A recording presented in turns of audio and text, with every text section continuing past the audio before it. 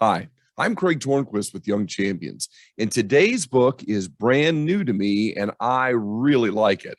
I hope you will too. It's called Giraffes Can't Dance by Giles Andreae with illustrations by Gut Parker-Rees.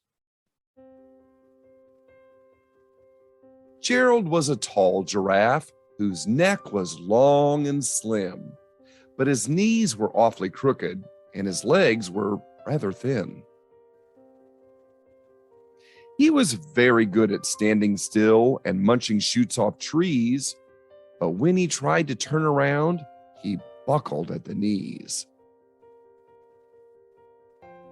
Now, every year in Africa, they hold the jungle dance, where every single animal turns up to skip and prance. And this year, when the day arrived, poor Gerald felt so sad, because when it came to dancing, he was really very bad.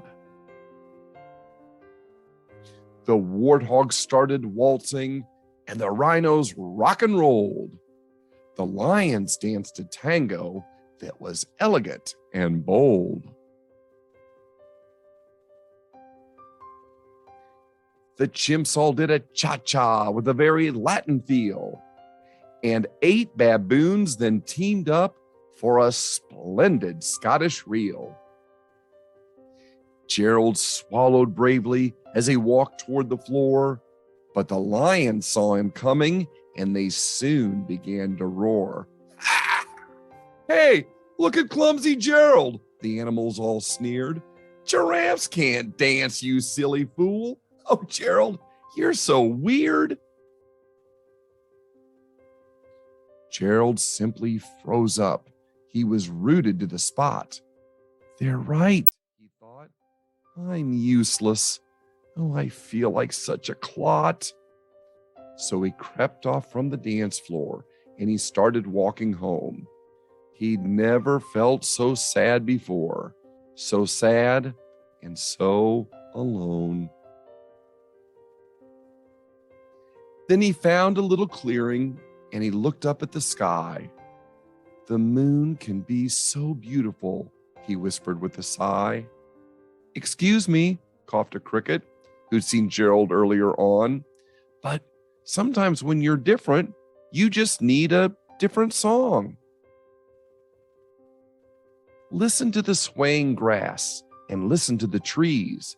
To me, the sweetest music is those branches in the breeze. So imagine that the lovely moon is playing just for you. Everything makes music if you really want it to. With that, the cricket smiled and picked up his violin. Then Gerald felt his body do the most amazing thing. His hooves had started shuffling, making circles on the ground.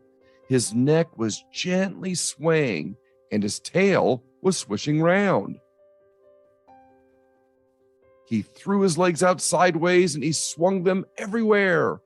Then he did a backward somersault and leapt up in the air.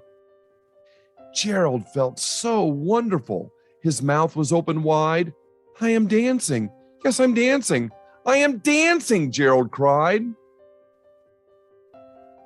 Then one by one, each animal who'd been there at the dance arrived while Gerald boogied on and watched him quite entranced. They shouted, "It's a miracle. We must be in a dream. Gerald's the best dancer that we've ever seen." How did you learn to dance like that? Please, Gerald, tell us how. But Gerald simply twirled around and finished with a bow. Then he raised his head and looked up at the moon and stars above. We all can dance, he said, when we find music that we love. And now I have 3 questions for you. Number 1, when do you like to dance? Number 2, what is something you can do now that you could not do when you were younger? And number 3, who is someone that often encourages you?